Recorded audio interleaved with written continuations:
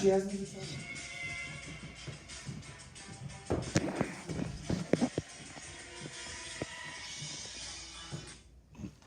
Hi Sharks.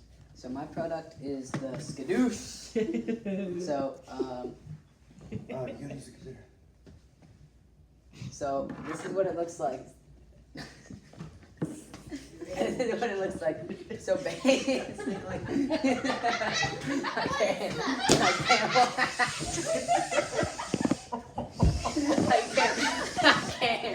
Hold on, just give me a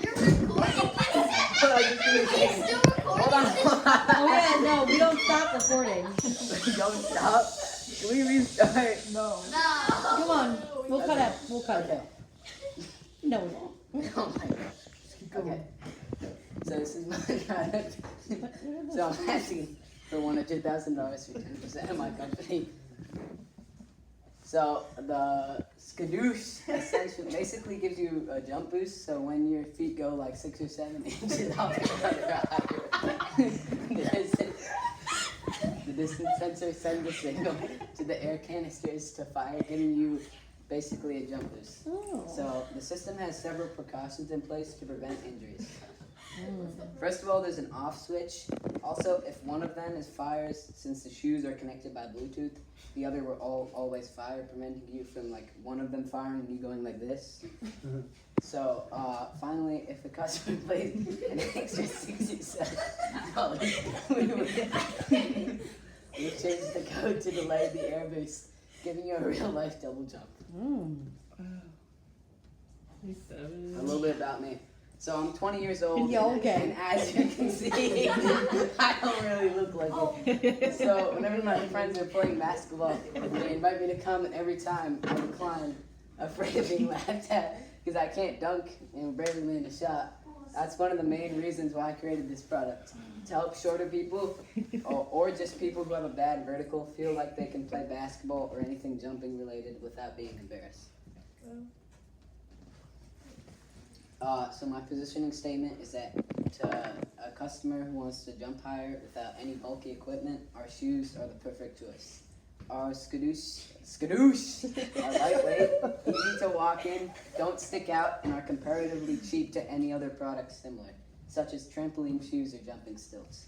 Trampoline shoes are hard to walk in and are impractical because if you want to go into a store or anything, the loud sounds and shuffling will be awkward. Similarly, jumping stilts essentially have the same issues with the added annoyance and potential danger of being 1.5 or 2 feet above the ground. In addition to all this, jumping stilts are around $300, and although trampoline shoes are only $40 to $50, they are also very easy to break and, as said before, impractical. The bargaining power of the suppliers is 3. This is because while some of the supplies, like cloth for the shoes, are pretty easy to get, some of the other things, like the electronics, are harder to get a hold of, and not as many people make them. The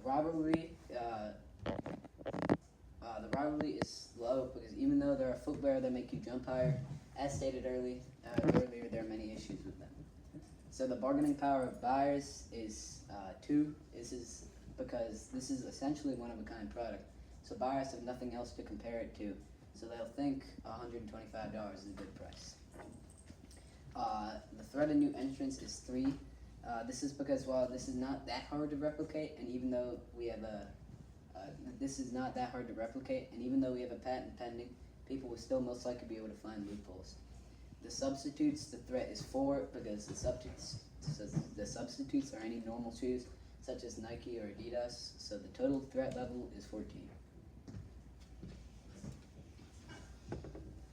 So the price versus our competitors, so the trampoline shoes are $45 around, the jumping stilts are around $300, and our product is $125.